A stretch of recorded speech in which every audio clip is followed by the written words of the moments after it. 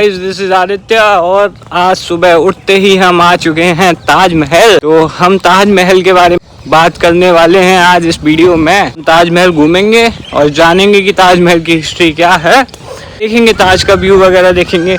और अगर आप भी ताजमहल आते हो तो आपके लिए वीडियो बहुत इंपॉर्टेंट होने वाली है, क्योंकि हम इस वीडियो में सारी चीज़ें कवर करने वाले हैं कि आप कैसे ताजमहल आ सकते हैं, कहाँ स्टे कर सकते हैं और आपको क्या करना चाहिए और क्या नहीं करना है। और ये पार्किंग एरिया है, यहाँ पे आप अपना कोई भी व्हीकल पार्क कर सकते हैं। और ये जो आपको दिख रहा है ये टिकट काउंटर है। यहाँ पे इंडियंस का 250 टिकट पड़ेगा एंड फॉरेनर्स का 1100 है टिकट।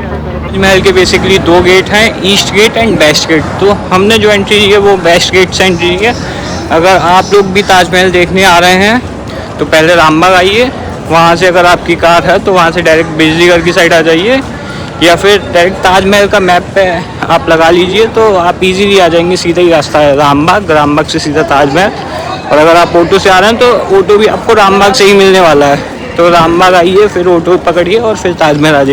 यार इस गेट की एक खास बात यह है, अगर आप बाहर से अंदर की ओर जाएंगे तो ताजमहल आपको बहुत पास लगेगा और जैसे अंदर चले जाते जाएंगे दूर होता जाएगा, बहुत दूर होता जाएगा। सेल्फी पॉइंट, यहाँ से मोस्ट ऑफ द लोग सेल्फी लेते हैं। जो आपने इंस्टाग्राम पे पिक्चर्स देखी होंगी ताजमहल की चोटी को पकड़ के यूँ, तो वो सेल्फी जो ली जाती है वो यहाँ से ली जाती है। सबसे बेस्ट पॉइंट है सेल्फी के लिए। अगर आप भी ताजमहल आते हैं तो यहाँ से सेल्फी जरूर लें। ये ताजमहल को देख सकते हो कितना प्यारा लग रहा है। और इसके साइड में जो ये हैं वो गार्डन्स बने हुए हैं।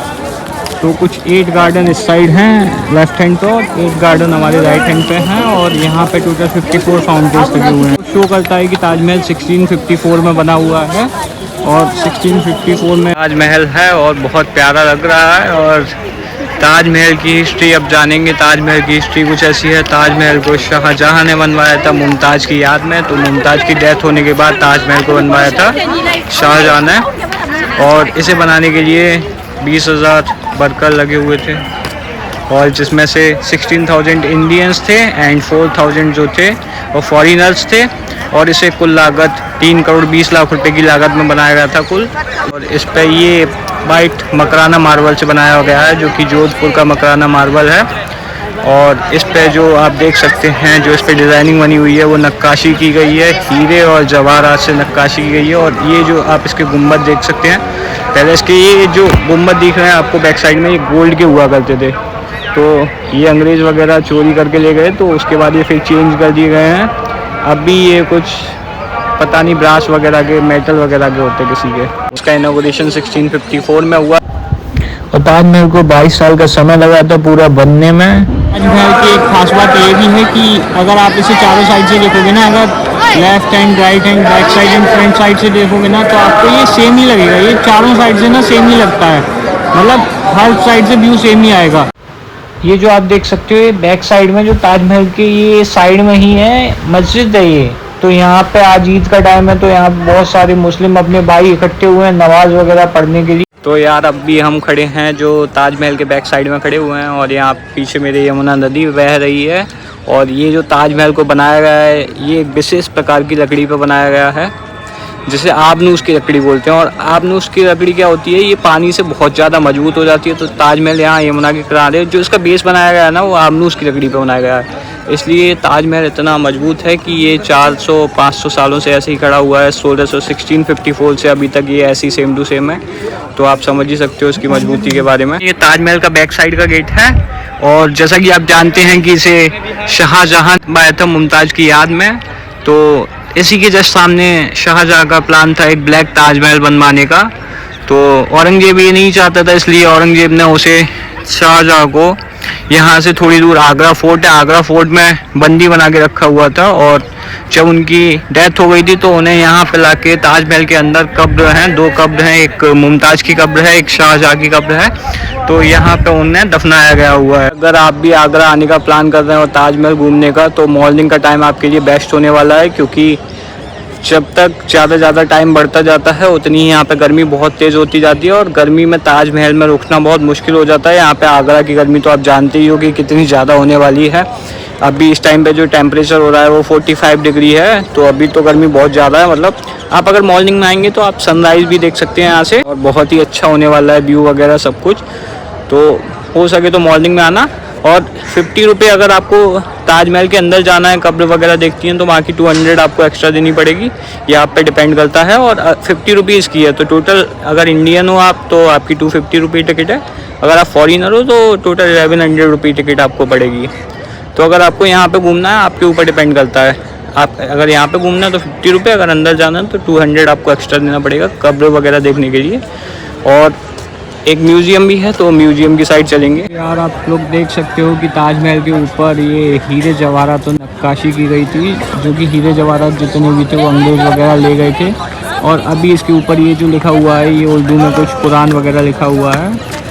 और ताजमहल यार लगता तो बहुत प्यारा है, आप देख सकते हो। मतलब इसका व्यू कितना सुंदर है। मतलब बहुत सारे लोग ऐसा होटल वगैरह व्यू करते हैं, यहाँ से होटल वगैरह बुक करते हैं कि जिससे ताजमहल का व्यू क्लियर एकदम अच्छे से आ सके। आप ये जैसे मेरे पीछे देख सकते हो, इसको मेहमान खाना बोलते हैं। और ये पुराने टाइम का मेहमान खाना है। इसमें मेहमान वगैरह रुका करते थे, जो भी यहाँ ताजमहल में मेहमान वगैरह आया करते थे तो वो यहीं पे स्टे वगैरह किया करते थे। और आपको ये जो दिख रहा है, ये छोटे छोटे यहाँ पे ताजमहल में बहुत सारे कमरे हैं। ये 200 से ज़्यादा कमरे हैं पूरे ताजमहल के अंदर। और इनमें पहले गोल्ड वगैरह रखा रहता था, ताजमहल में बहुत सारा गोल्ड था।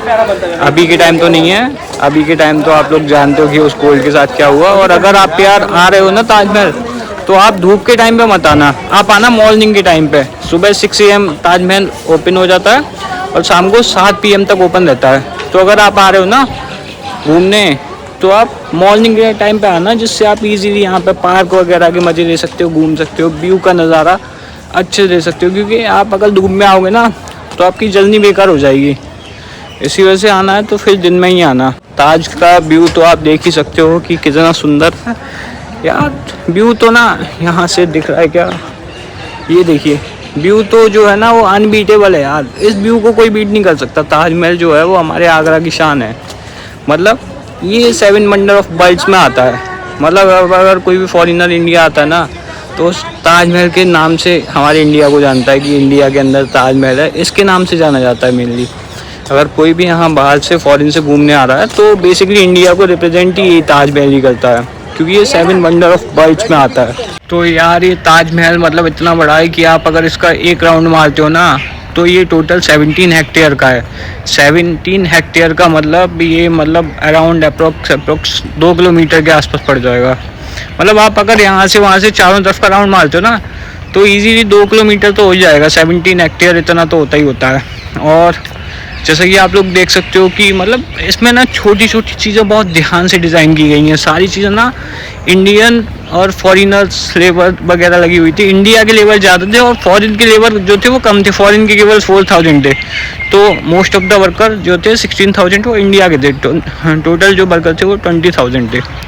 तो उन्होंने सबने मिलकर ये बनाया है और बहुत ही प्यारा बना दिया। मतलब इसकी जैसी चीज़ और कहीं इंडिया में है ही नहीं है, देखने को ही नहीं मिलेगी इसकी जैसी चीज़ यार इंडिया में। ऐसी चीज़ें आज के टाइम में तो बनना बहुत मुश्किल है। मतलब 1654 में बनाया हुआ है और अभी तक ये सेम टू सेम रखा हुआ है। अभी तक इसको कुछ भी नहीं हुआ, कुछ भी बिगड़ा नहीं है।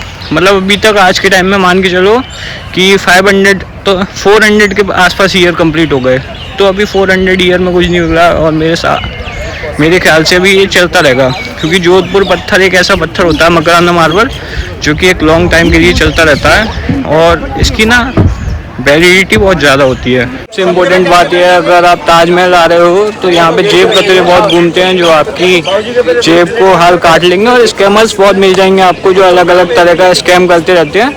तो आपको उनसे बस बचकर रहना है और अवॉइड करें किसी से कुछ भी लेने के लिए। मतलब ले सकते हैं, ऐसा कुछ नहीं है, इट्स योर रिस्पॉन्सिबिलिटी कि कैसे बचना है और कैसे स्कैमर को फाइंड करना है।